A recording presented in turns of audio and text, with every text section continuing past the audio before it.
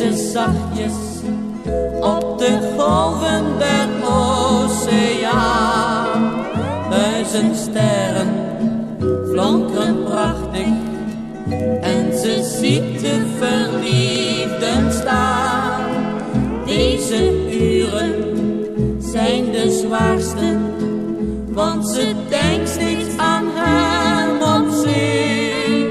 En ze voelt nog al zijn kussen, zijn beeld draagt ze steeds met zich mee.